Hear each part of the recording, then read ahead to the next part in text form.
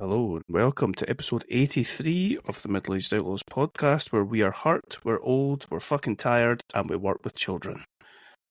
Is that fair?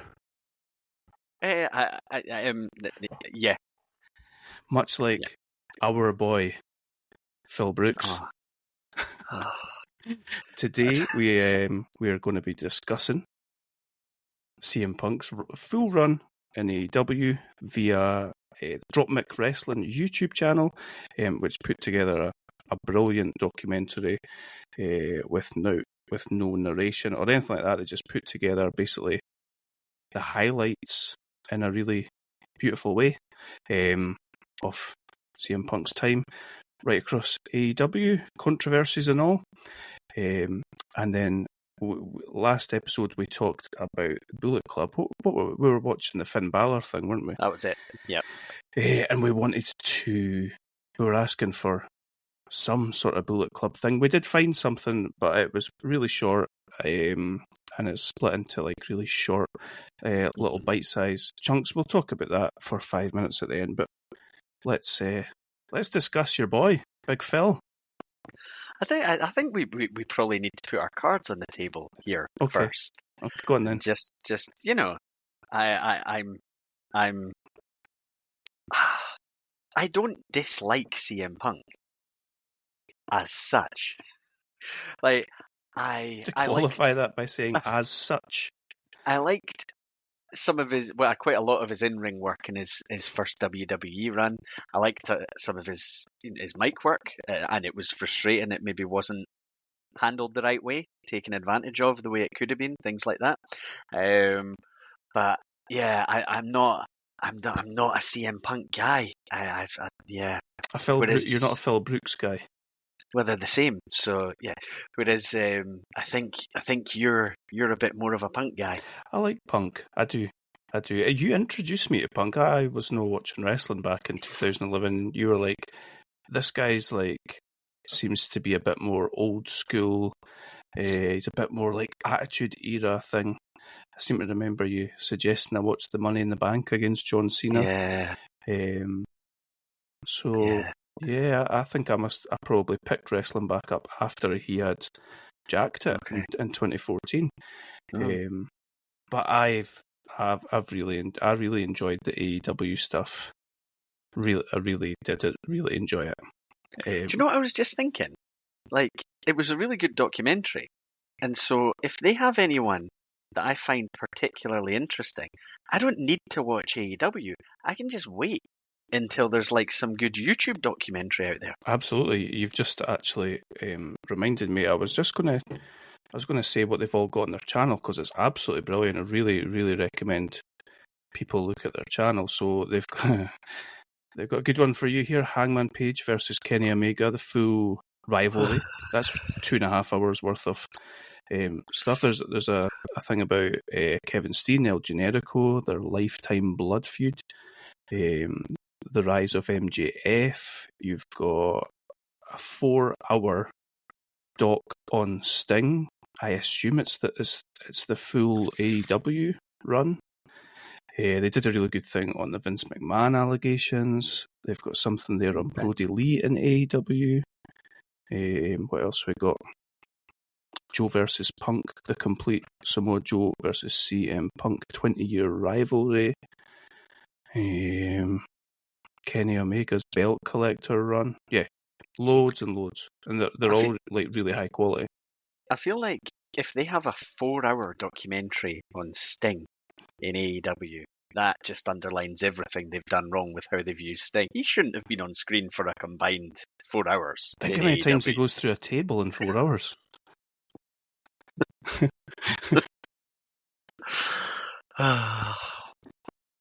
So yeah, you like MJF, and I will no doubt we'll be talking a lot about the MJF CM Punk rivalry, which to me is highlight of probably modern wrestling as far as I'm concerned. You better go back and watch your MJF thing, because I got like enthusiasm for MJF, and it was like from seeing little clips that you might have sent me a fair few of them, and thinking, I'd like this guy's mic work, and then being incredibly angry when I heard how old he wasn't. And yeah, he might have a bit of a future, I think.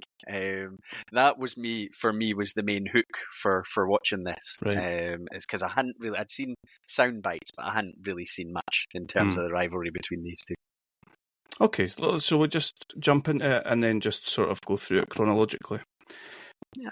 Okay. So it starts out, interestingly, with sort of shoot comments from various wrestlers on the man, probably most notably Roman Reigns. Don't know if I'd never seen these comments before. I assume he's in character, but it's really quite hard to tell with Roman Reigns, actually. Yeah, it's hard to tell, like, because they also have Moxley as well, who's kind of turned into him, and there's something for him to do there because he's at the company that Punk's coming back to. But the Reigns one, I don't know, is it just an open question about what did you think of the guy or something like that? 'Cause you only hear his response, you don't, hear what he's being asked or prompted to say. And I suppose I get how, you've maybe got this guy that ended up being, I assume, Roman Reigns, the locker room leader, and maybe he felt like CM Punk at the time wasn't the right kind of locker room leader for the company he maybe came into. What would have been their sort of crossover in 2013? When did the Shield debut? Is it like as if you're meant to just have that off the top of your head?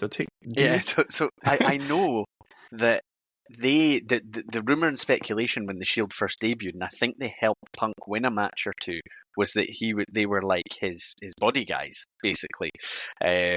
So there was obviously a bit of crossover with them coming in. They were involved in the Rock. I seem to remember them being involved in the Rock matches. And who was that guy that seems to be, I think blacklisted by every company? He's like bald man, lots of muscles, very angry. Ryback. Yeah, I think they cost him a title match against Punk at one point.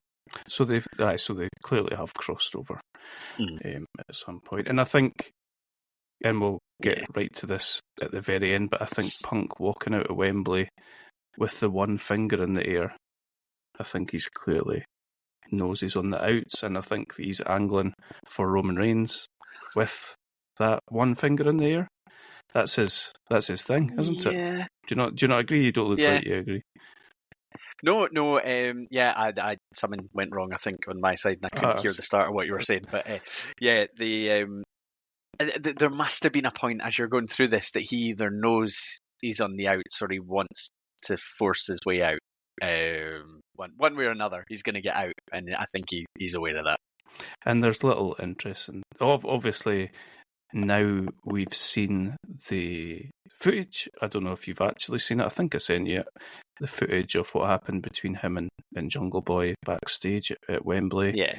It always makes me laugh that he's coming out against Samoa Joe at Wembley and he's sort of smirking to himself, and it always kind of makes me laugh.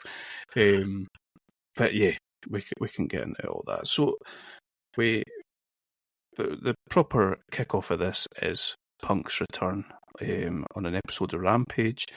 Was it the first episode of Rampage? I'm not sure if it was or not, to be honest, and I've not checked. But it's one of the early episodes of Rampage in August 2022. And there'd been lots and lots of speculation up to this point. I think stuff like Omega was wearing like a Cookie Monster t-shirt on an episode of Dynamite, and Darby Allin referred to himself as the best in the world. They were, like hitting you over the head with it if you knew, and not really telling you if you didn't, which is quite cool. I think they did the right thing, that they just let him come out, gave him the mic, and we're in Chicago, so the pop he gets and all that's absolutely massive. What do you think about that sort of early? Well, I think it put me on the wrong foot right away. No, it's here. Got your back up. They do some flashes between, I think, Punk in 2005 leaving Ring of Honor. Yeah. And then he knows he's going to WWE, and then flash forward and he's coming out on AEW in 2021, and he's talking about stuff like he how he left wrestling in 2005, and he's basically saying he knew it was going to be terrible in WWE, but obviously he wanted the paycheck that was possible with that. And just, if you want to just do what you love, just stay in Ring of Honor, just do the indies, and then he starts talking about how, I think it's there that he's talking about how he's one of us, he's one of the fans, but he didn't come out of retirement until Tony Khan offered him some massive fat cash.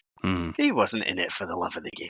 It was very clear that I think Tony Khan had been very clear that he wanted CM Punk as part of his initial AEW roster, and Punk had said he would wait and see how things panned out for this company, which is an interesting point of view. And I think he'd been quite upfront and said, "Give me a bucket of cash and I'll think about it," sort of thing. But there's also this happens several times in this documentary. Tony Khan, as he's taking jabs at WWE and bringing in CM Punk and all that kind of thing, even when he's hinting at it and talking about the shit-eating grin on his face, and I do not know whether he's being a character or this is just him. But again, with Tony Khan, I'm not sure there's that much between the character and the person. I wonder if he knows. I don't think he does. I think he's just a child living his dream.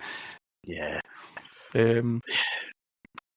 I thought they show you Tony at the post-show media scrum after the Rampage promo and all that. He looks so young compared to what he looks like now. Yeah. I think these last 3 years have aged him quite considerably. I think... Sorry, go on. He must be doing what would be considered as at least 3 full-time jobs. Mm-hmm. I mean, take a break. Yeah, he's following the blueprint. Delegate, just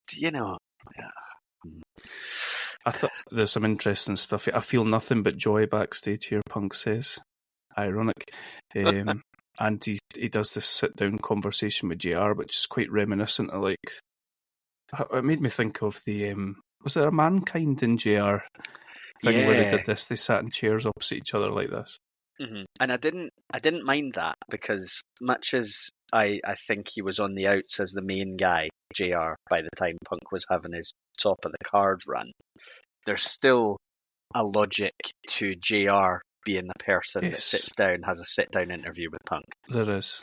I think this documentary, the way that it's put together, is really interesting in the lines that you hear JR say throughout this whole thing. He's clearly a fan of Punk. I don't know if you've picked that up from his podcast and things like that, but he clearly likes him.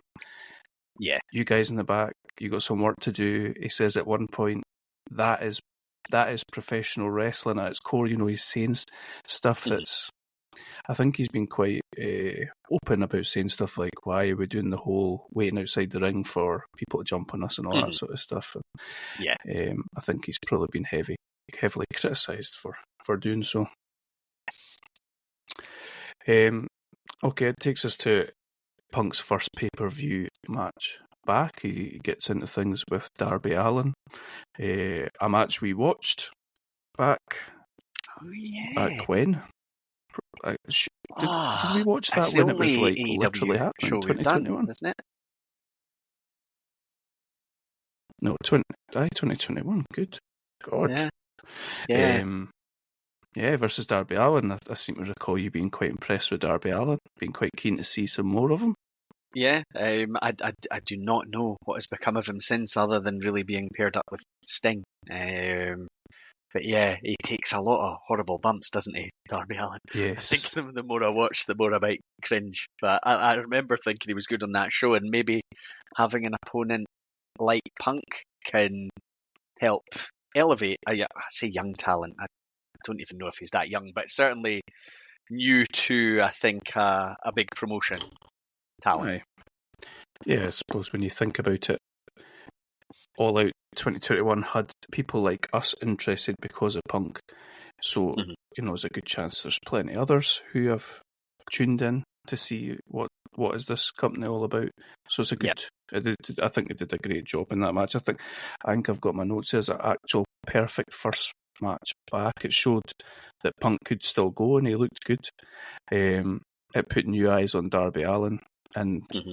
like we reflected, it made us want to see more of him. So I think it was ideal, really, and Yeah. it was a good. It was probably AEW's best pay-per-view they put on. To be fair, Okay. I think that Christian might be in the main event as well. So Yeah, okay. most people will probably tune in for that. Oh, of course. Yeah. So just jump in if I'm going too fast, because there's a lot going through this. But yeah, you look like you're good.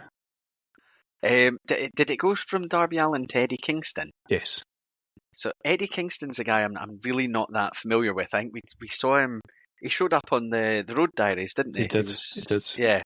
And I still listen to Tony Schiavone's podcast quite a bit, and he's just a massive fan of Is Eddie he? Kingston. Loves him, absolutely loves him. He says he's like a brilliant guy backstage, and he's come on the podcast a couple of times, and he basically just shits on modern wrestling and talks up like his heroes from the old era, which is really funny for a current guy, coming on as a guest on a podcast where he and the host both work for this new company. And is it who's he talking about? Is it New Japan wrestlers he's talking about? I'd say he's definitely talked about New Japan. He talks, sort of generally speaking, about young talent that feel they need to go a million miles an hour and get in all these high spots and stuff like that. But when I heard it, I was like, is everyone going to be happy with you saying this, because that's happening in your company? He's one of those guys, a bit like Randy Savage, that I never know if he's been a character or if that's him, Right. or the character's him, or whatever. I find him quite fascinating. Actually, the fact he does look. I mean, they talk during these back and forths about Punk referring to him or Punk calls him a bum, and I do think that is what he looks like, especially when he's got that black singlet with the yellow piping on it. Yeah. But he's good on the mic. Them two matched up nicely throughout their back and forths. Yeah. And I felt that there probably wasn't much discussed before they went into these promos. Did you feel like that? Yeah, it came across that way. I've never known what I've got it somewhere in my notes. It's actually when speaking about a talent that wasn't quite as good on the mic, but I've never known where is it scripted for some, and are others that maybe have shown they can do it, just given free rein, told talk this up, talk that up, but just do your thing. Because you still hear, I know WWE became so clearly scripted over a period of time for the majority of talents. My understanding now from bits and pieces that I hear is they've got their guys that they know can just go out and deliver. But some of the younger talent, maybe some of the guys that aren't as experienced to doing it, they are still given a bit of script to follow. So it's maybe the same, it's maybe similar in terms of depends on the talent. Yeah. For what I understand about what Punk said on that Ariel Helwani interview he did, when he was talking about Hangman, was basically they sat backstage and they agreed what the other one would say and when they would come in. So I take it as some level of like skeleton of here's what we do. I really like the Kingston, his back and forth, their match. What's their match at? I can remember. I would say Revolution, but I don't think it is. Full Gear maybe 2021. Their match not as good probably, but I think when you get two guys that create a story, there's clear animosity. I think it's been known that there's been animosity. Sometimes you don't need the greatest match all the time. You just need a bit of emotion, and pretty good for that point of view. Right, let's get into the good stuff. MJF in November 2021. I think they end up going. Their feud runs about November to March 2022, and there's good stuff, loads of good stuff. I'll let you talk about this because I think you'd have been into it. Yeah, I was. As I mentioned at the start, this is kind of what I was most keen to see. I probably only knew about this feud that Punk had before actually watching this. Now that it was referenced, I remembered the Darby Allin match and things like that we watched before. But MJF had always seemed to me like a guy who's pretty good on the mic and incredibly naturally cocky, self-assured, and then you've got the nice balance of a veteran who has been to the top coming in and opposing him. I thought quite a lot of the verbals were really good. Some of them felt a little bit like was it Eminem and Machine Gun Kelly? Some of them I felt a little bit like I was listening to that song that Eminem did in some sort of response, and I was like, okay, that's fine, but just bring it back down just a little bit. But when they started bringing in some of the arcs, like Punk is accusing MJF of jealousy, not just of Punk, but of Darby Allin. He throws that in, that you want to be the hot young thing in this company, but it's not you, it's him, and things like that, and you can see and believe that would be getting under his skin as well. So they were adding quite clever layers, I thought, rather than it just be as simple as cocky, young, brash, arrogant heel against veteran. They're Punk matches, I'll say I'm not always the biggest fan, I think, of the human being. From what you gather him to be, the ability to deliver a promo is there, and there's something like, I feel like if you were in an argument with either of these guys, you would actually want to punch them in the face, because they've both just got this thing about them. See when you're talking about that, see when Kingston says to Punk, nobody wants you here, nobody wanted you here, and nobody will say it to you and all that, and he's like, and stop smirking at me before I knock it, and Punk's just looking at him with that face. That's the face, isn't it? Yeah, like, if he's meaning to do it, it's genius. Maybe it's just his face, I don't know. And then MJF, I think at this point in time he's got his heavy backing him, isn't he? I can't remember the guy's name. Yeah.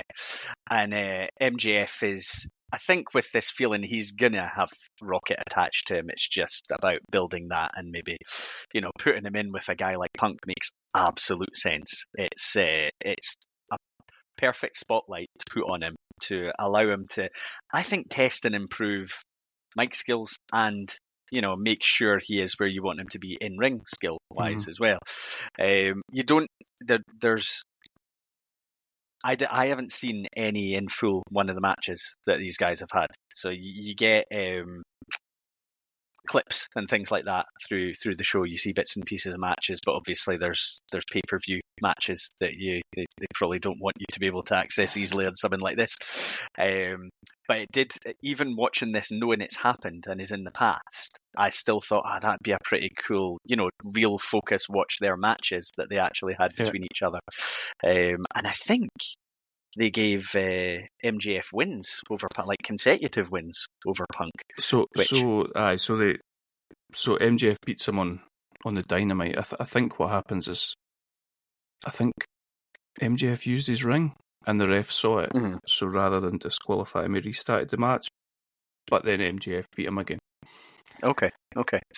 And the thing that I assume this is real, and it's not another kid, although who knows. But the fact that they have this photo of MJF going to see like a signing or whatever with Punk and meeting Punk and getting his photo and all that, and talking him having been his hero and him being, angry at him just walking away and abandoning all of his fans and stuff like that, was, I thought, for a heel, which MJF is, was a really interesting wrinkle.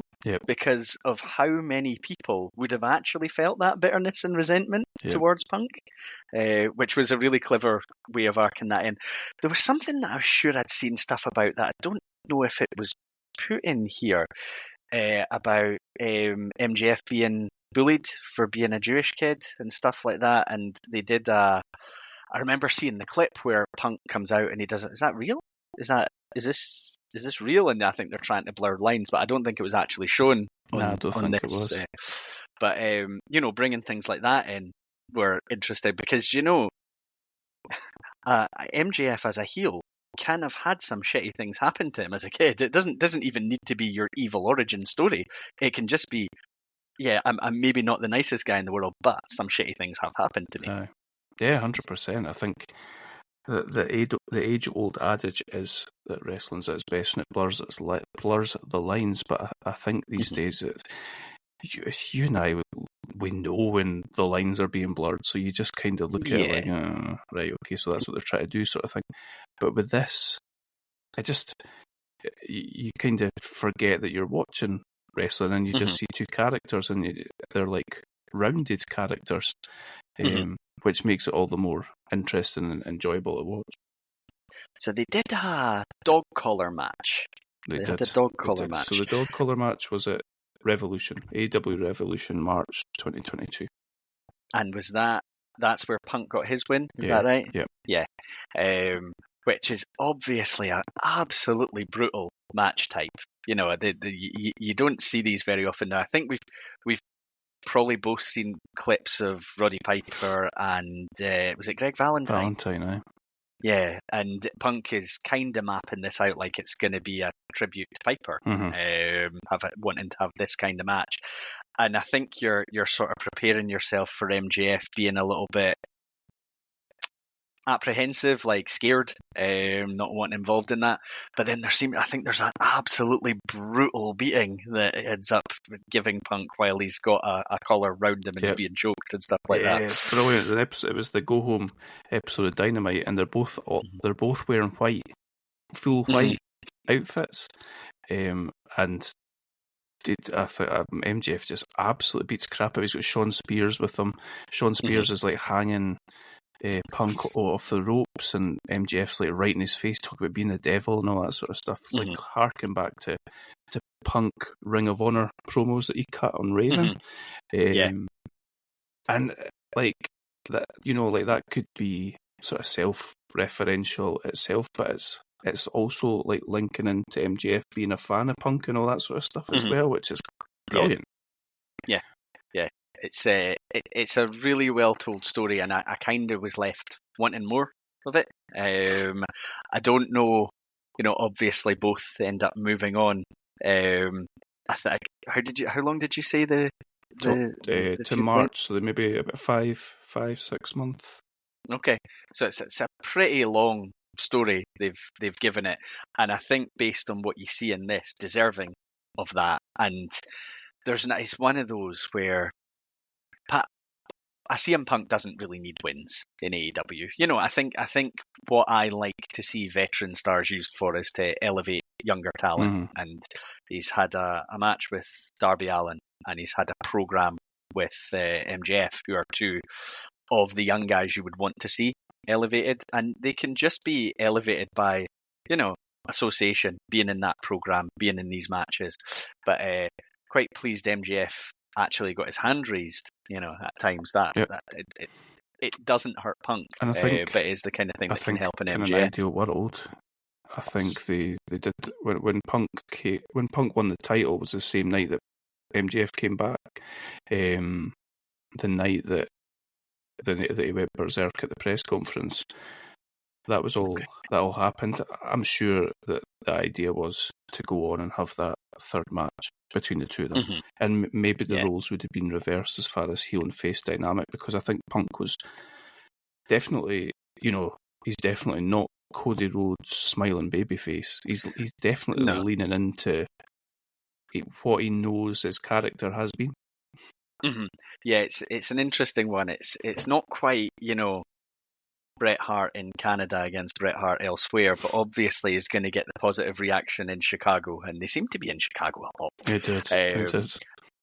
But then he'll say heelish things on promos that they show throughout this in Chicago, but they don't get the negative reaction. He's, I suppose, maybe just cool heel when he's in Chicago.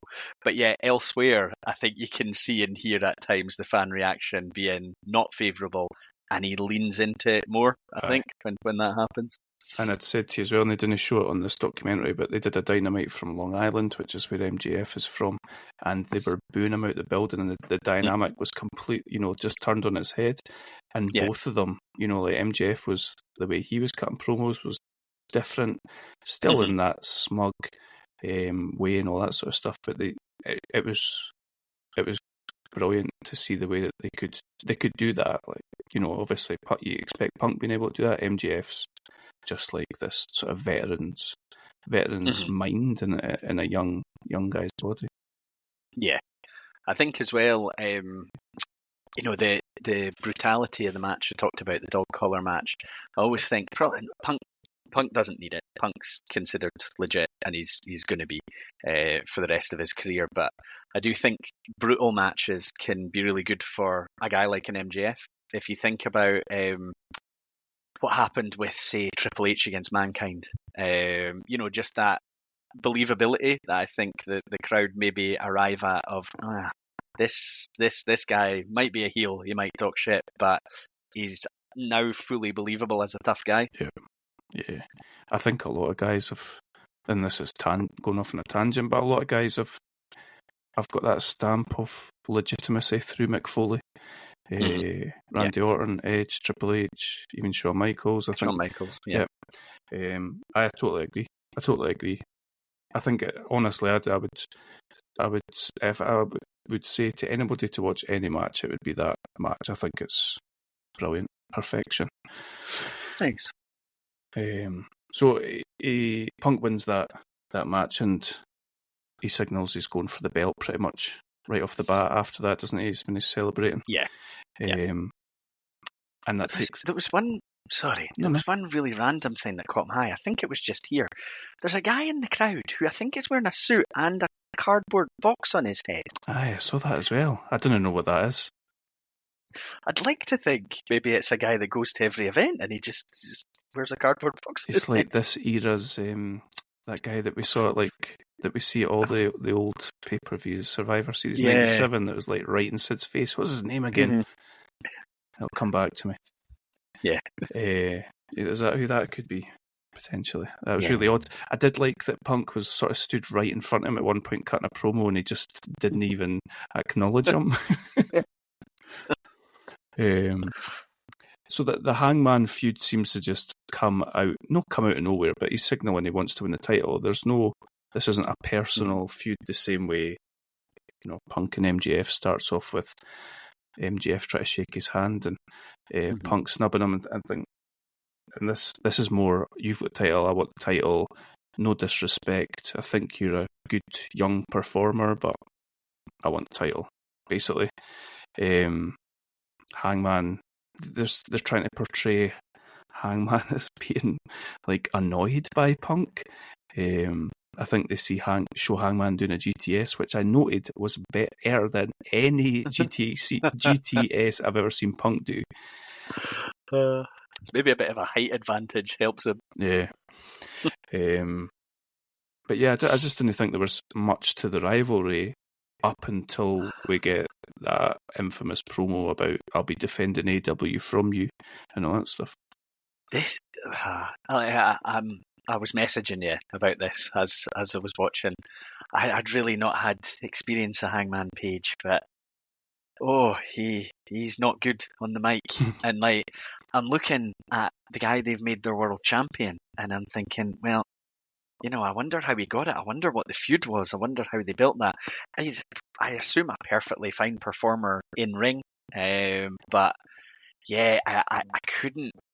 I felt like having him oppose Punk on the mic was kind of meaningless because you're wasting Punk's skills. I just thought he was really bad. I didn't believe that he believed a word he was saying. It was poor. He said something really odd. Again, in retrospect, Punk said that they agreed what they were going to say before they went out, and then he said the crowd was that loud that he couldn't actually hear what he was saying, so he was having to watch his mouth to see what he's saying. So he's like, I wasn't really reacting because I was concentrating on what he's saying, because he was clearly not saying the things that he said he was going to say. So he said he was confused about what was going on. I think you can even say towards the end that Punk pushes him and he says, "Hit me," and he punches him. But Hangman says this thing, he says this workers' rights line and all that sort of stuff. But he also says something about, I was going to come out here and drop my own pipe bomb and roll it at your feet. But then I thought, no, I'm not going to do that. At this point, you think he's definitely going off script here, because this is, what are you talking about? And then he goes on about, I'm going to be defending AEW from you. And he's supposed to be the face here. And is he supposed to be a face? Yeah. I think they're both supposed to be faces. And it's just bonkers. Yeah. And this is clearly all Colt Cabana related. Yeah, I mean,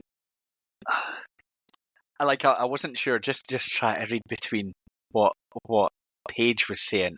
The workers' rights things, like, you know, I get maybe there's certain things AEW might say it does for its performers that WWE didn't do, or whatever. Do you know where that comes from, the workers' rights thing? No. Do you remember Sasha Banks and Naomi walked out of WWE, and I think the same night Michael Cole was saying on screen, like, they're a disgrace for walking out in the company. They've turned their backs on the company and all that. And Punk was quite vocal about that in interviews and stuff like that. And he was talking about, I think he posted stuff about workers' rights and basically siding with them against WWE, which is what he does and would have done at the time. And then he'd been in support of that, and then Hangman's talking about him potentially having had Colt Cabana booted off to Ring Honor or whatever. Yeah. So it was like, for a person viewing that doesn't maybe know all the ins and outs and maybe doesn't, read everything online, that was baffling. I would have thought that anyone watching it's going to, what is he talking about? Yeah, like there's not even any context to the workers' rights line, so you're just, This is what I think we were talking about, is like, for a casual viewer, it's like, oh, let's see what that other company's doing. Who's this guy? He's got the belt, right? He's a champion. What is he talking about? It's like CM Punk trying to take over AEW, Yeah.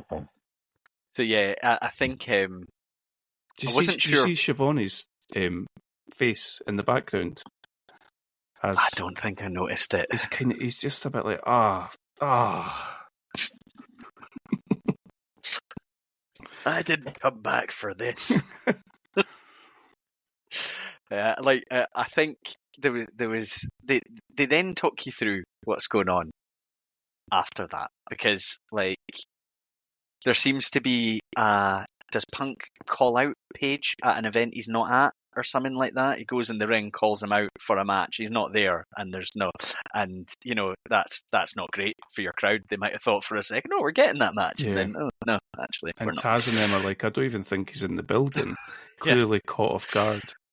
And then there seems to be, and I don't know if this was planned, I'd hope so, a series of them doing each other's moves on people and stuff like that. Yeah. And you're like, right, okay. But it's okay, because if you wanted anyone in this situation to be able to calm the children down, Tony Khan will be backstage, and he's going to be ready to deal with all this. I'm not worried. He's authority in the human form. So Punk wins the title at Double or Nothing from Hangman, which, probably what you would expect. I've watched that match. I can't remember anything particularly memorable from it. So it probably tells its own story. Hangman's good in the ring, by the way.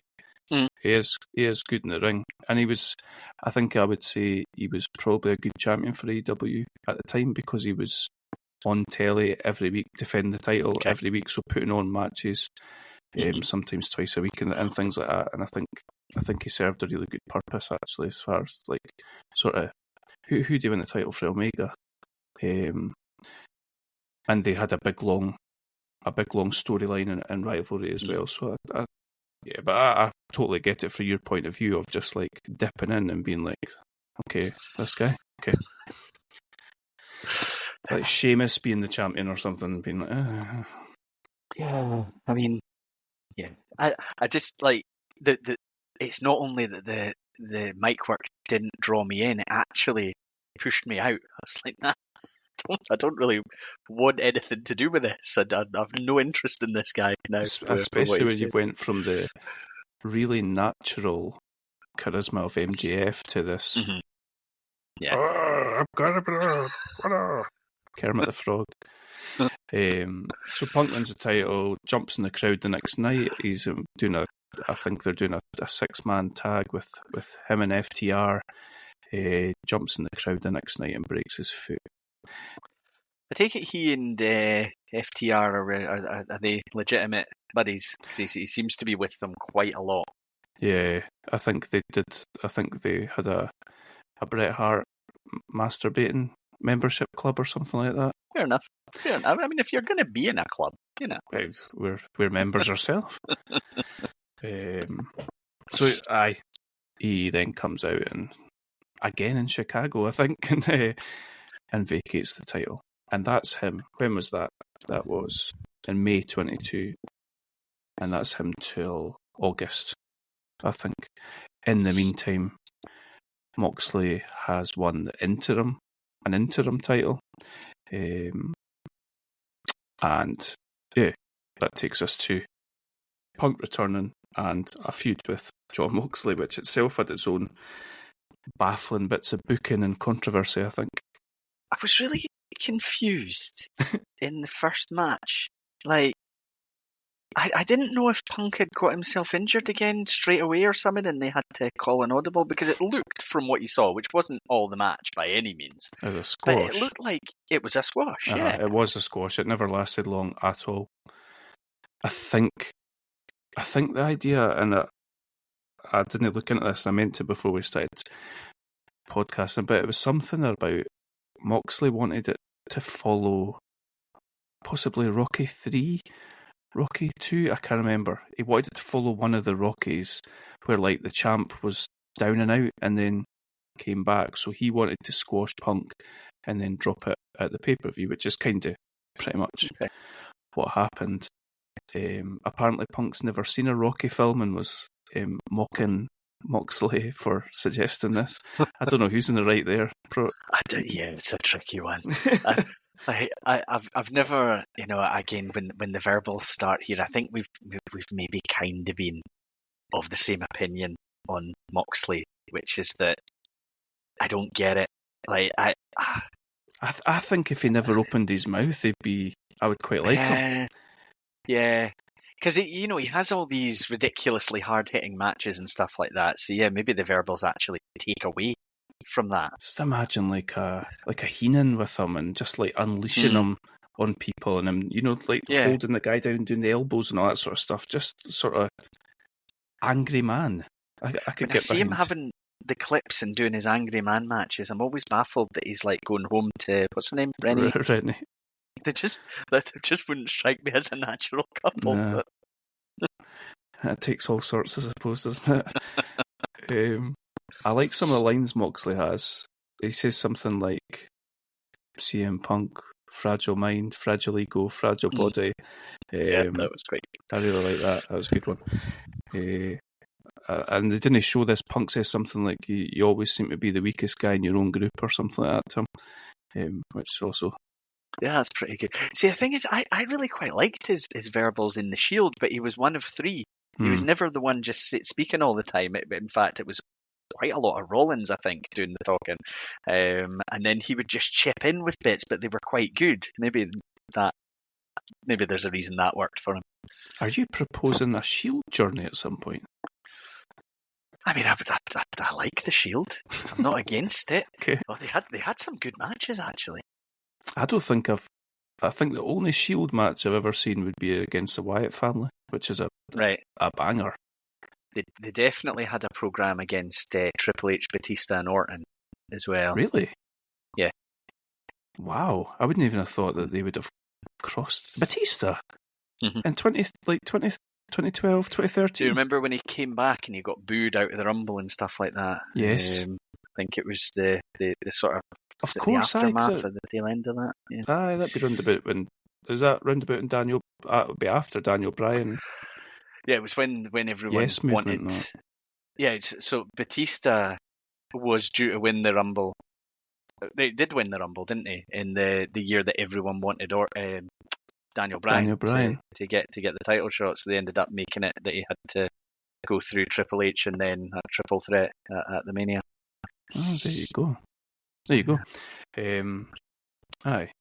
Oh well. Anyway, back to this. Moxley. What they don't show is, and I think you and I think I've sent you it, and I think we talked about it and we had a good laugh about it. What they don't show is like Moxley's saying, like, you want another shot. It doesn't really make sense for him to say that. You want another shot? We'll go at the pay-per-view. They do a promo where Punk comes out in Chicago and he's kind of like broken down and questioning himself, and Ace Steel comes out and he's giving him the whole like, who are you? You know who you are, and all that sort of stuff. So maybe they did follow the whole Rocky thing. Yeah, it is like, I think you touch on it there. For me as a viewer, it's difficult to explain why the guy that just got squashed immediately gets another shot. Aye. Unless he'd been, the only champion standing. He came in with he was defending champion technically, but then there was an interim champion. If you didn't have that and it was just the challenger ran over the champion, I would understand it. But yeah, just a little bit tricky to explain that one. Surely 2 belts equals ladder match. Surely. Yeah, you would have thought so. That feels right, doesn't it? Mania 10. I don't know if old Punky could have been doing a ladder match. Yeah, but just with his injury record, he just needs, if he goes up the ladder, he needs to actually step down it. He can't be falling off it. Class. So he wins the title unconvincingly at All Out, and this is where things come to a head as far as the festering nightmare that he appears to have been living backstage in AEW at the All Out press conference, sitting next to Tony, and he just goes off. And you said you'd never really watched it before, didn't you? Yeah, never seen it. I'd heard about it. I'd never actually seen it. Certainly not the amount of it that is shown in this. Like, the thing that I couldn't get past was Khan just like sitting there, and not only just sitting there, but like nodding and agreeing and apologising and things like that. That blew my mind. It's okay, Tony. We're all learning here. Thanks, Phil. Yeah. He may as well have patted him on the head. 100%. I wonder what the age dynamic is. Obviously, Punk must be older than him, but it can't be that big a difference. And he's, like it or not, at the end of the day, he's the guy that writes your paychecks. Absolutely. He's your boss. He says at some point, I'm trying to run. Let's go from the start, actually. So he sits down. He's obviously in a bad mood. He's clearly, like he's, he even says that I'm tired and I'm hurt and but this is premeditated. He's decided, fuck it, I am going for it. It's crazy to think of somebody that's straight edge and doesn't drink or anything like that, just going off in a tirade like this. I don't know why. It's it's not that he's, you don't think he's drunk or anything, but no, it just seems slightly unhinged. It's very unhinged, isn't it? You picture somebody having this as a drunken rant. Aye, that's a good way of putting it. Aye. Yeah. And it's Nick Houseman who is the first person, the journalist who wants to ask a question. He's based in Chicago. Punk clearly knows, and he's got it in his head that this guy's friends with Colt Cabana. And I think that's all it is. The guy doesn't say nothing about Colt Cabana. Yeah. Is there anybody here fancies himself a journalist? I imagine sitting there and be like, what's happening? Oh. And it just goes on, and people are trying to ask him questions, and he's like, I'm really sorry to keep going on like this, but... And then just... There's a few times where he apologises to reporters if they haven't reported any of this stuff, but then he just keeps going. And if you've done that, fuck y'all. If not, I apologise. Oh, Punk. I kind of admire that sort of zero fucks given, just unload all your issues out into the world. Here's the thing, right? Watching it made me laugh, right? I'm watching it and I'm like, oh Jesus! And the lack of control or authority that Khan is able to have in this situation was making me laugh as well. Well, But I would love to have. Do you think if he'd stood up and said, "Right, Phil, this isn't the time or the place," and tried to move him, what do you think would have happened? I really don't know. I imagine you just get shut down really quickly. I don't know. Because it's difficult to work out the relationship. I think he likes Tony Khan, but he doesn't respect him to being able to sit there and do that. No, yeah. And the thing is, yeah. If you put that, if he did that in a few months' time, sat next to Triple H, it wouldn't last more than one outburst, one way or another. It just wouldn't. Nah. And I have a funny feeling nobody would have dared say it sat next to Vince. But like more likely to be Vince that's saying the things like that. Yeah, probably. Given his track record. But the thing that many things that got me about it, the total lack of authority, as we've talked about, but also like there was part of me watching it being like, so there are these hardworking people in this company, not all of them, I'm sure, that are trying to earn a living. I wouldn't blame a single person for punching him in the face when he walked away from that table. Yeah, you know, it's putting, I think, it's almost a miracle that the company survived it when you watch it, because this is a known level star. This is probably, maybe you could argue Jericho, but this is maybe their biggest, their marquee name that is on their roster, and he has just torn the company to pieces to the press. The faces of the company that were presented as the people who created the company, he's just said that they couldn't run a target. Yeah, and I've got a feeling it's probably true, but it's saying it for the world to hear was really quite something.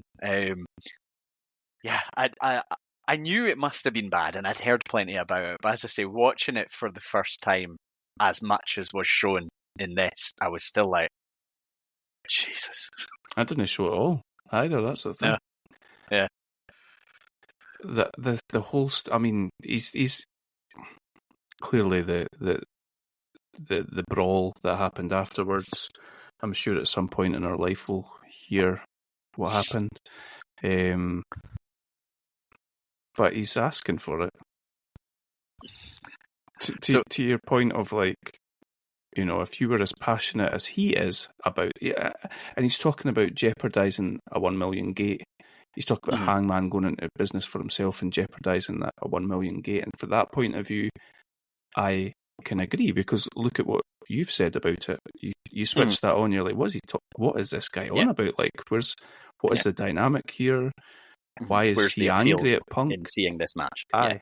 Yeah. So for that point of view, I get it, but he's doing the same thing to other people. Yeah.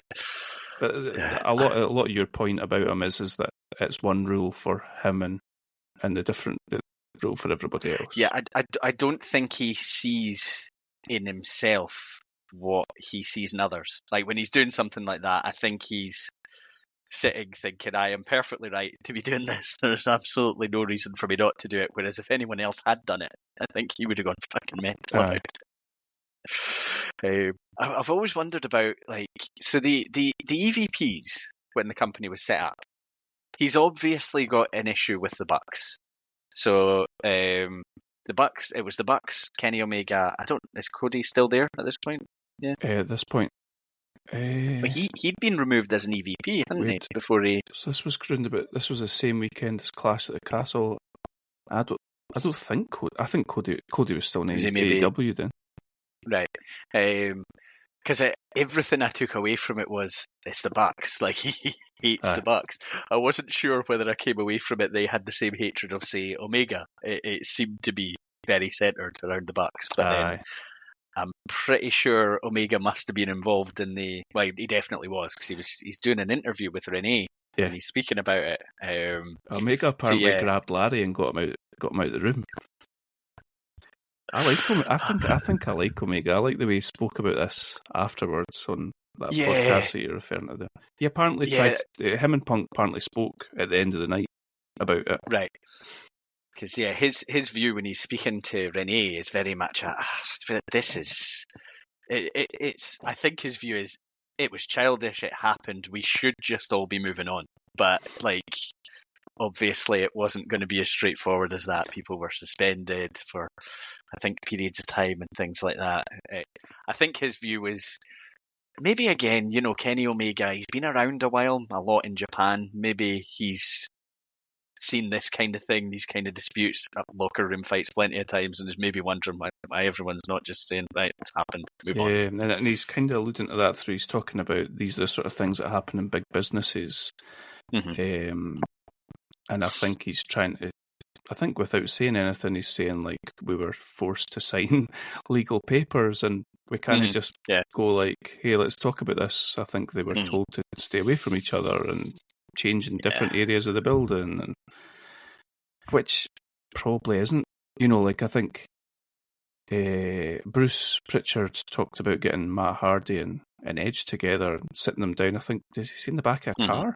The back of a limousine or something like that, and just saying, look, we're going to do this and it's going to make money. Let's do it properly and trust each other and all that sort of stuff. That's what this needed, clearly. Yeah, there's no way there haven't been 1,000 backstage fights in WWE locker rooms. There's absolutely no way there wouldn't have been.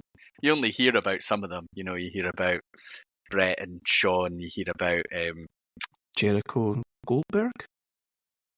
Yeah. There's been quite a few. Booker T and Batista was quite a big one. Oh, really? Have you, but this is a total tangent. Sorry, have you heard the story about Booker T and CM Punk and the locker room leader thing? No. So Punk had said, I don't know if Punk was champion or someone at the time, Punk had said to Booker T, I'm having a meeting in the locker room. Come in. So Booker had went in and Punk was complaining that somebody had left rubbish lying on the floor at the locker room. And Booker T got up and picked up the bin and just sprayed it about the locker room.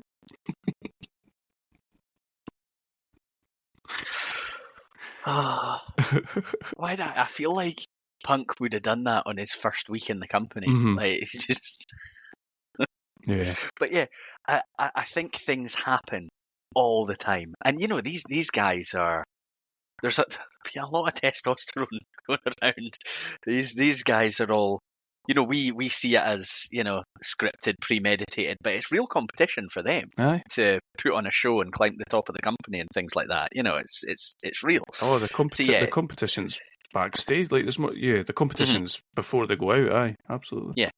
Yeah. So there's no way this kind of thing doesn't always happen. But yeah, I suppose with it having been all mentioned in the press beforehand, and it's always, I suppose, going to be leaked that something happened, it's then harder to just fob it off as, it was nothing, something of nothing. Yeah. Okay, shall we move on for this then? So that's Punk suspended. It's fine though, because he's injured again. Yeah, he's done his tricep this time. So that was round about September 2022, I think. And the Bucks got suspended. Everybody in their granny that had a wee peek in the door got suspended by the sounds of things. I do like the image of the Young Bucks super kicking down his door. Like, obviously, they probably couldn't have kicked down a door super kicking it, but I do like the idea of them doing it in like a cartoon style, like super kick party and kicking the door down. Perfectly synchronized timing on the door.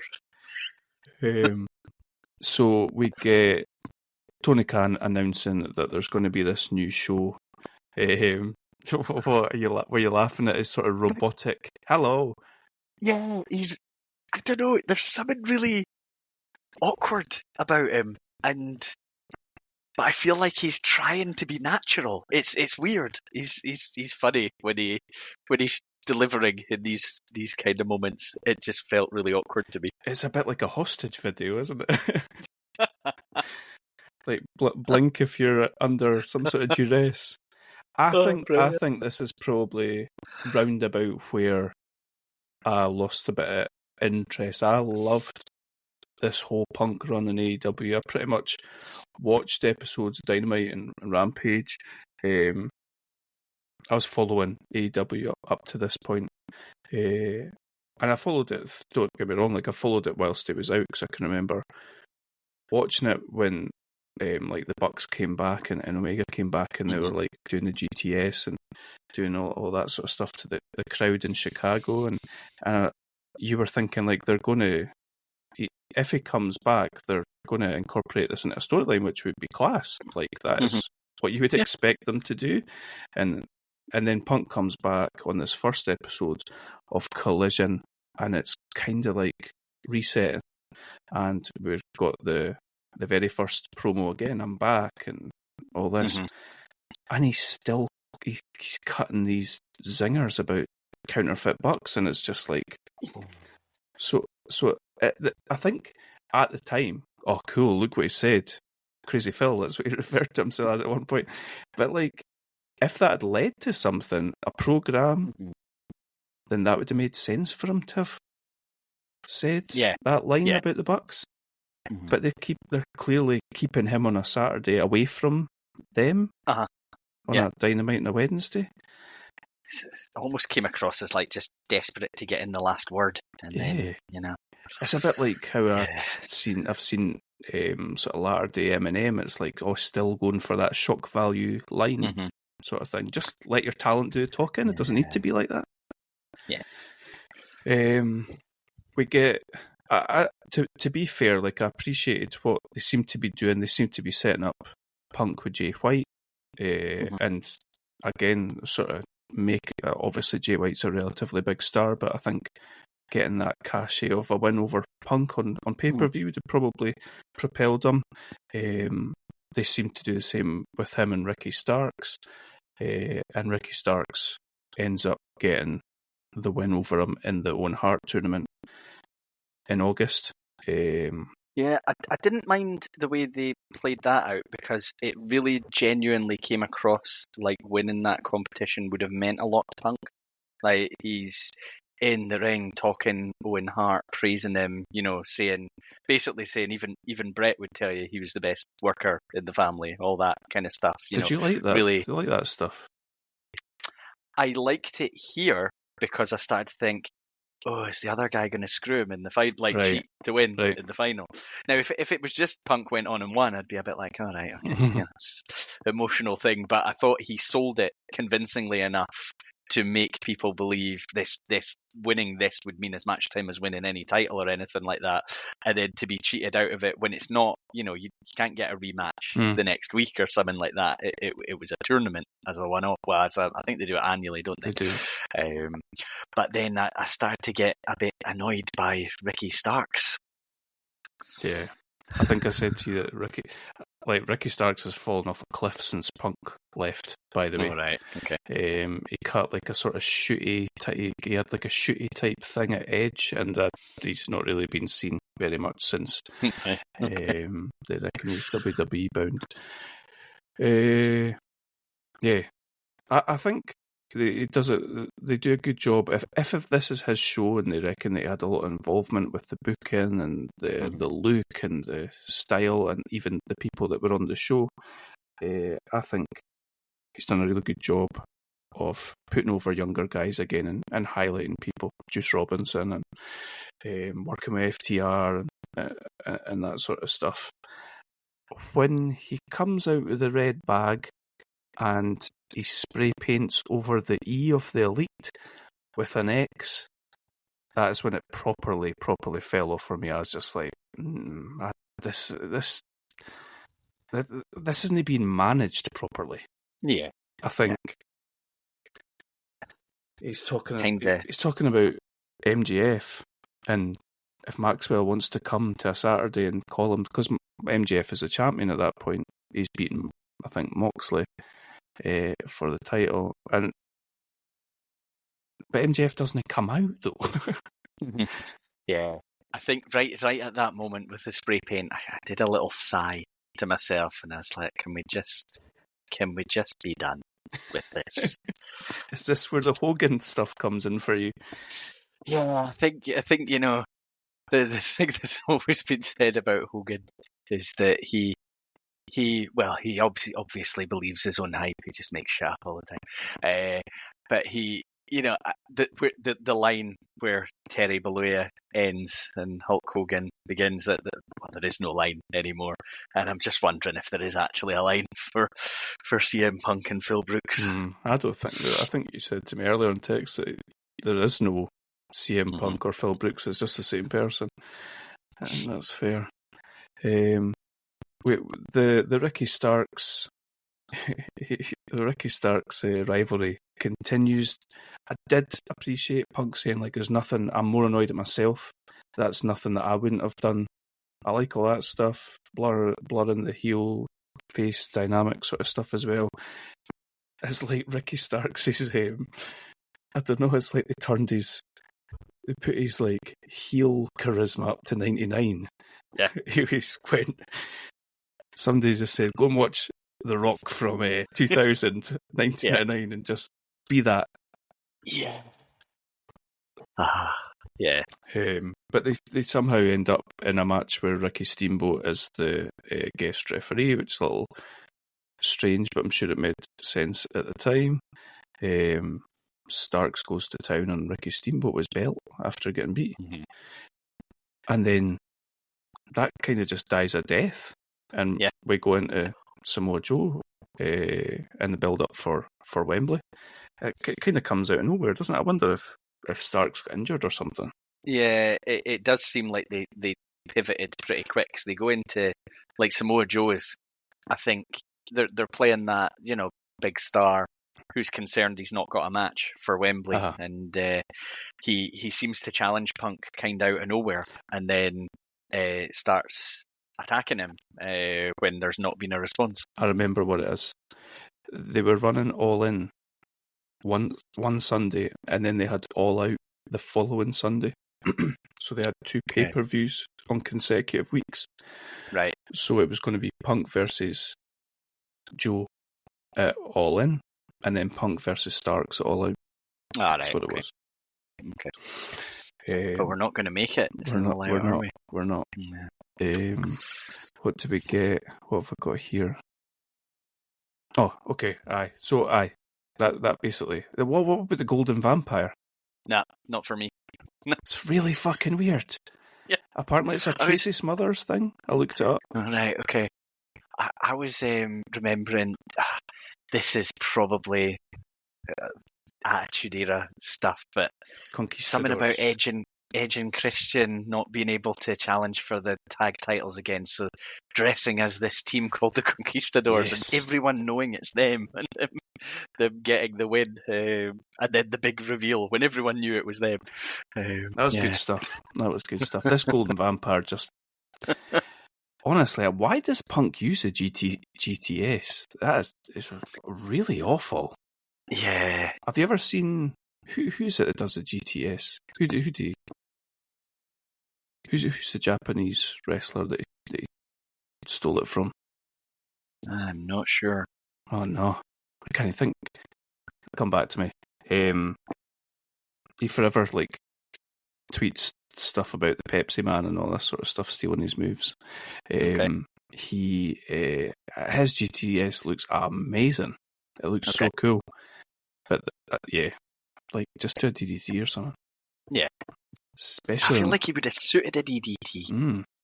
Yeah. He could have said that he took it from Raven as well. Come on. And, he's not the most muscle-bound massive guy, but you can get anyone with a DDT. There you go. Yeah. There you go. Future advice for you, Phil. For your last match. I was going to say for your next match, for your last match, because surely if you go in against Drew McIntyre and get injured, you please be a manager or something. I mean, he'll still be. He's probably been promised in his contract when he came back. Night one, main event for WrestleMania. Has to have been. So just be clinging to that. Just sit out, just do a taker, just wait. So it takes us to All In.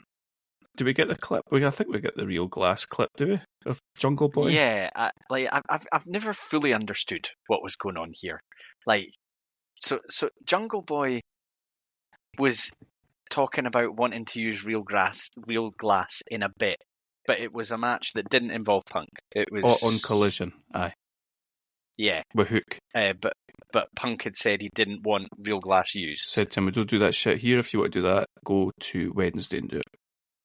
Okay. So Shivani was telling Jungle Boy no, and Jungle Boy wouldn't take no for an answer. So Shivani went and asked Punk to speak to him, as Punk's side of the story.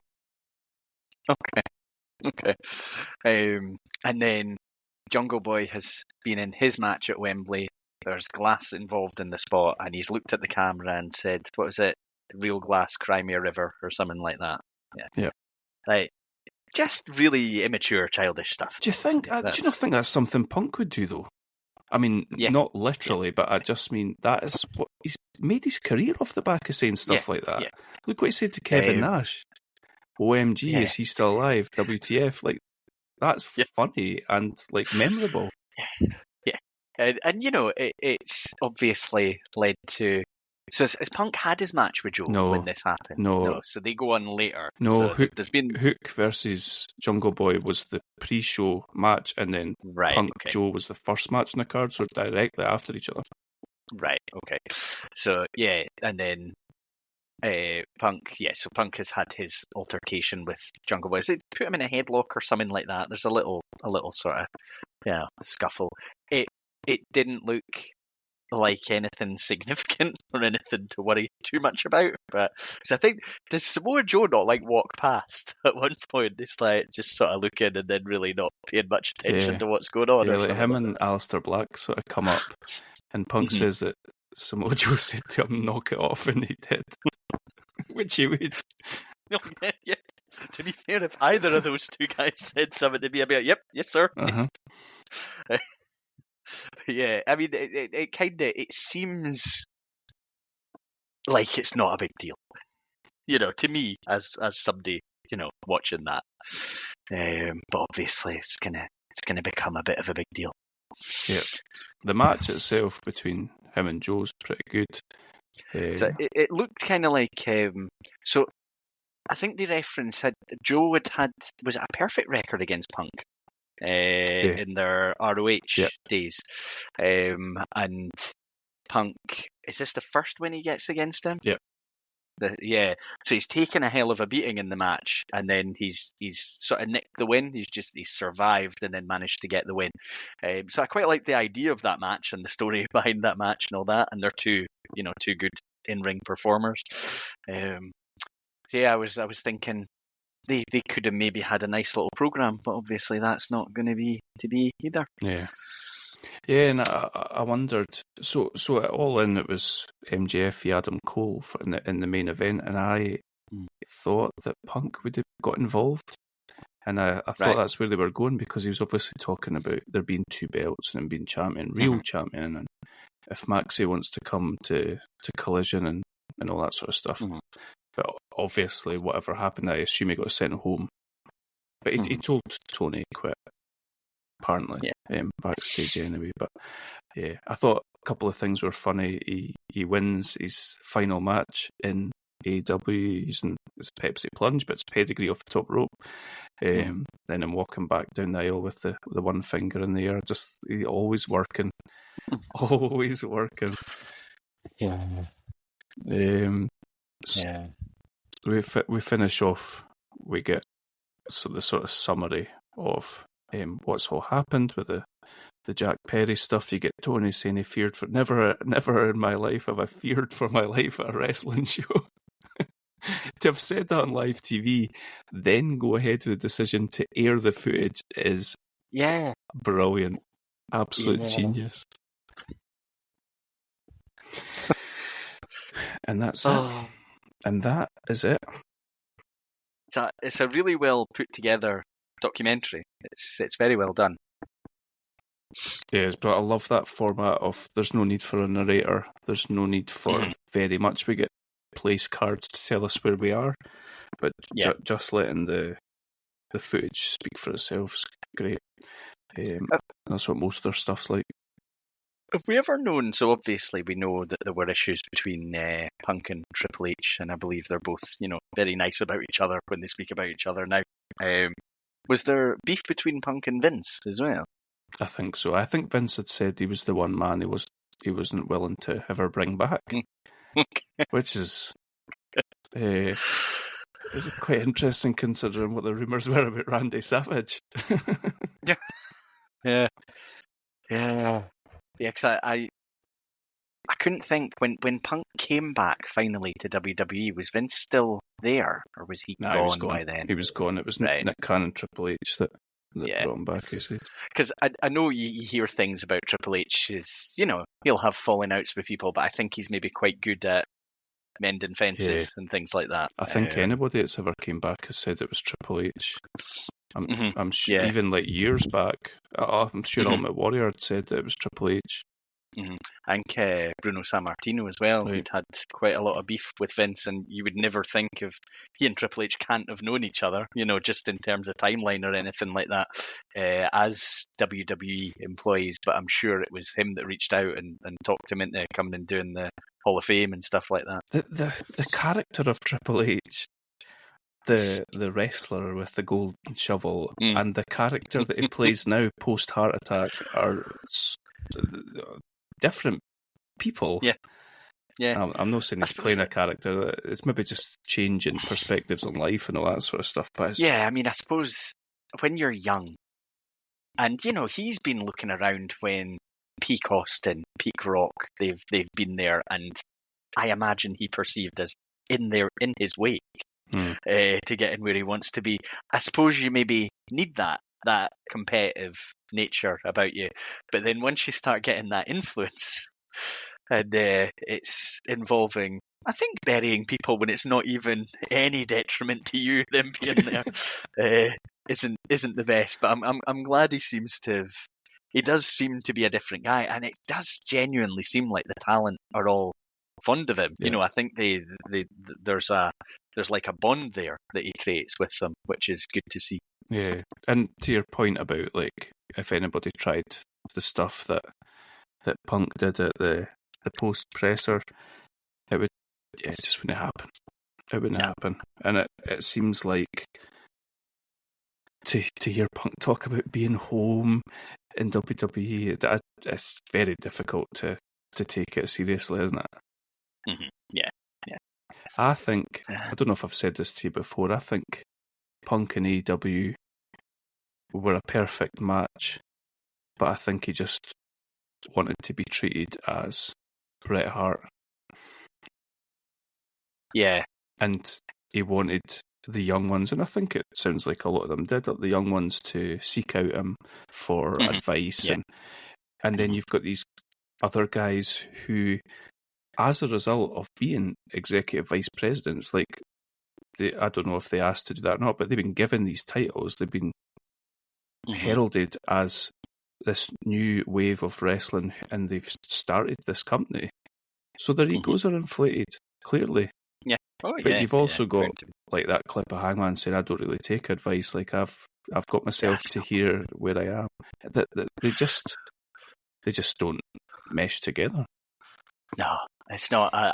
Hearing that from Hangman, that's one of those things where, you kind of feel just a bit of disappointment, because you're like, I would like to think, and I don't have to do this in my work because I'm now the veteran, but I'd like to think that if I went into an industry where there were these people that had been there and done it and knew, the pitfalls, were able to give good advice. Even if you're not going to use it all, why would you not listen and seek it out and be respectful about that? Yeah. I was just checking to see what Hangman's age is.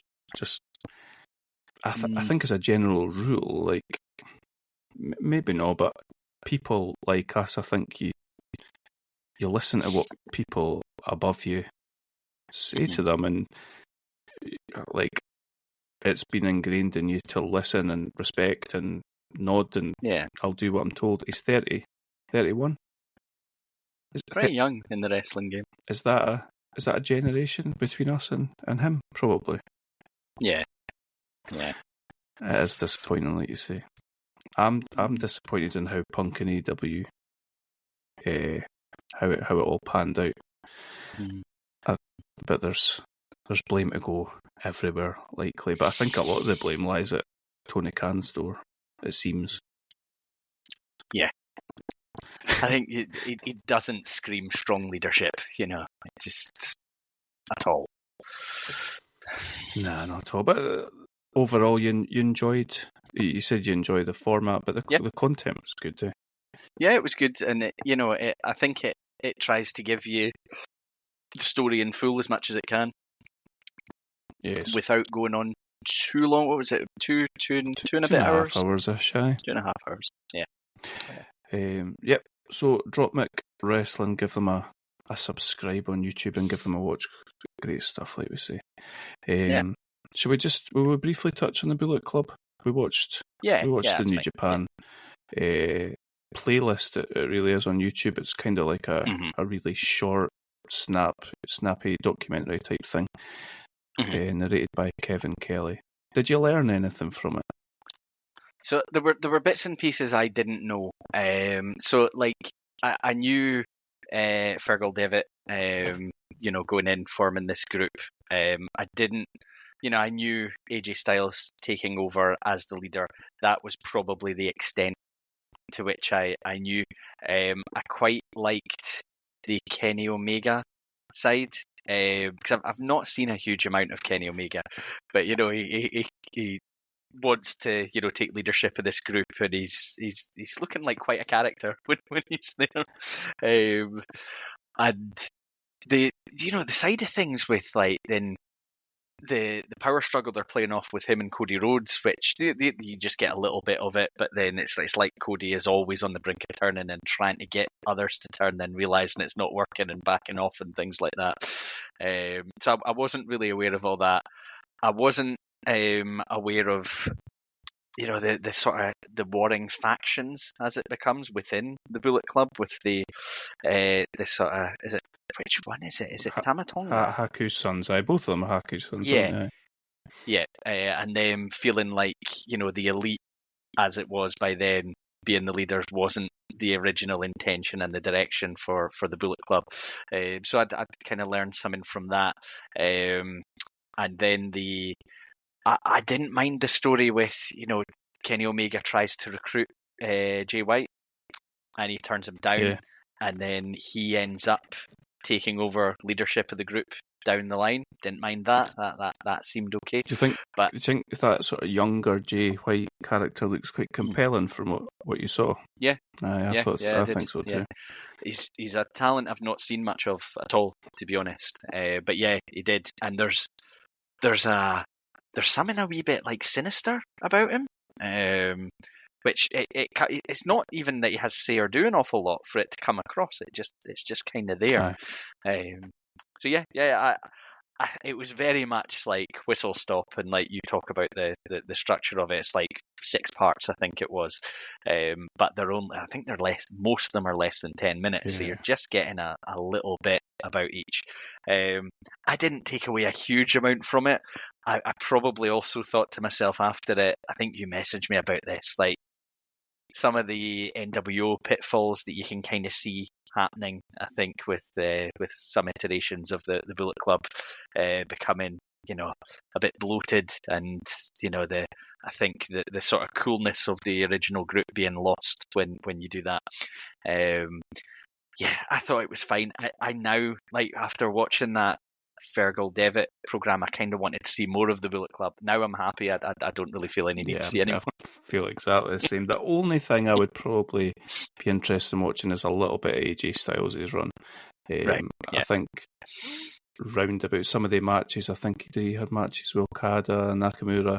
Look pretty interesting. I think he looks, like the way that Devitt was small, but he had like Bad Luck Fale and he was on his shoulders and all that. There was something about him doing the whole like trigger thing and all that. There's just something a little bit unhinged, and you'll be like, "Oh, this little guy's like you do you some damage," sort of thing. Yeah. The way I get that. that AJ put him away and took over the Bullet Club, I like that. I think that's like a really good way to introduce like this big star into your company. It just feels like it totally fell off. I know you said you like the Omega stuff, and I didn't like the look of that at all.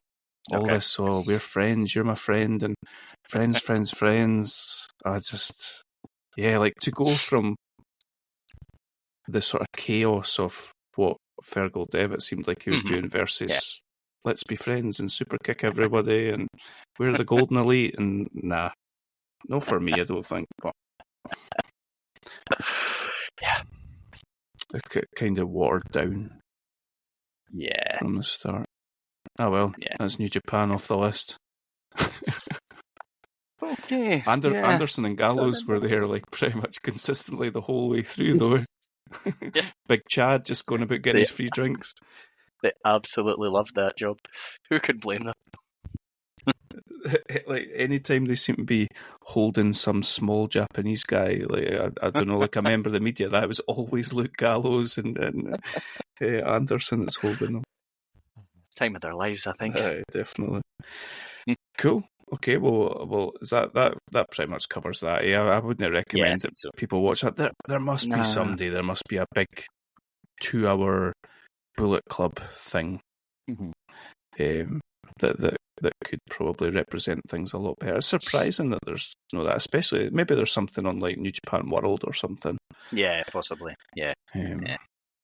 Okay, so that covers our documentaries, I think. Yeah.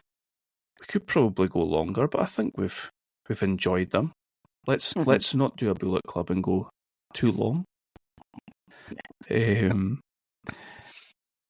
So what do you think? I'd never asked this. What did you think out of all the ones we've watched? What do you think your favourite's been? Need to go back and remember what we've watched. Yeah, I'm just looking through. So we did the Jake one and the Andre one. Yep. Now, the Jake one's very good. The Andre one was fine, but I thought the Jake one's very good and just makes you fall in love with DDP. Absolutely. I think. The Arquette one was very good. The Vampiro one, not so much. Not so much, yeah. Wrestling Road Diaries had its moments. That was all right. It's kind of weird at times, but yeah, it was entertaining. What else did we watch with Road Diaries? Oh, the Fergal Devitt thing. Yeah. Which wasn't the best. It was fine, but it was very brief and it rushed through everything basically. Yeah. And then Dropmick's Punk. Yeah. Thing. What do you think? So I think I'd be between Jake and Arquette as my favourite one. What about you? Yeah. I weirdly think I really enjoyed the Road Diaries, but I think Jake as well. Like I really enjoyed the Jake story and the stuff with Scott Hall and like you said about DDP. I enjoyed Arquette, but I'd seen it before, so it doesn't quite hit the same way as watching something for the first time. Yeah. And I enjoyed that Punk stuff, but to me that's less documentary and more something else. I don't know what. But it's a really good way of summarising a moment in time. I think the resurrection of Jake the Snake. So if you take anything from anything that we've watched, then go watch Jake. Resurrection of Jake the Snake. So that leads us to where we're going next, Adam. Yes. So when I went to Lanzarote, I said to you, can you give me something to do so that I can not be being harassed by children 24/7? So you suggested that a fantasy book, If the Montreal Screwjob Was a Work. So that's what we're going to do. We're each going to do that. Yeah. So I think I told you he still gets screwed out of the title, yes, but he's not leaving the company. Yep. Yeah. And that was it, wasn't it? Yeah, I think that's the only parameters I give you. Now, how far from that Survivor Series night did you go? So, initially, I finished on WrestleMania 15, which is 2 years later, I think. I whittled it down for the purposes of us podcasting. I finish. I can't remember now. Just post WrestleMania 14. Right. Because I'll try and match the timeline you've gone for. Cool. I definitely get to WrestleMania main event, 14 main event, and then maybe just like Raw after or something like that. Okay. So we're each going to fantasy book that and report back on where we get to with that. And we're also going to fantasy book. So we're going to do 2 each. We're also going to fantasy book, rebook Stone Cold Steve Austin getting run down at Survivor Series in 1999. The instant still needs to happen. So Austin gets knocked down because his neck's fucked or something, isn't it? It needs to be written off. It can't be Rikishi that knocked him down. That is the parameters. And where could we stop that? WrestleMania 2000 main event? Yeah, that was the multi-person one, wasn't it? Yeah, that was the McMahon in every corner thing. So, cool. Now, have you assumed then that Austin has to be written off in ring work for that duration of that period of time? Yep. Yeah. Okay. Austin came back the pay-per-view after Mania 2000 and got involved. Do you remember it was Triple H versus The Rock and they had Shane McMahon as the guest referee? Oh, yes. Austin came out and he was looking pretty out of shape. And then he went away and never came back until like the August or something. Okay. Right. So I'm going to try to fantasy book the same event and then the following for the same timeline as you've got. And I don't think I'm as naturally creative as you, but let's see what I can come up with. You had good, when we did the, what did we rebook? The Invasion. Oh, yeah. When we did that, you had good stuff. And you send me random stuff. You've got plenty of creativity in there. Don't give me this. Don't talk yourself down already. So post Montreal to WrestleMania 14 main event and post Survivor Series 99 to WrestleMania 2000 main event. Excellent. Okay. Nice. Do you think you'll need to watch much? Possibly. Yeah, I think my memory of just post Screwjob is probably better than my memory of Austin being run over in the immediate aftermath of that. But yeah, there's some stuff I might be able to just read up on without rewatching, and then yeah. That's one of the worst book things ever, making it Rikishi and doing it for The Rock. But they must, I wonder when they realised, Rikishi, having been the one that does this, isn't putting the butts in the seats. No pun intended. Remember Pritchard talked about there being orange balloons coming out the boot of the car and it being Taz? Damn it, I've just revealed what I was planning to do. Actually, you came up with a couple of good scenarios. I'm sure you don't want to share them, but they were quite some good fun. I mean, I'm kind of hoping they aren't what I go with in the end, but maybe I can reveal what they were when we actually do this. Yeah. Maybe not the one related to Hogan, but you could reveal the other ones. Just for legal purposes, maybe. Yeah. Oh, cool. Okay, well, we'll get our heads down and get to notepads and then reconvene in 2 weeks. Nice one. Okay.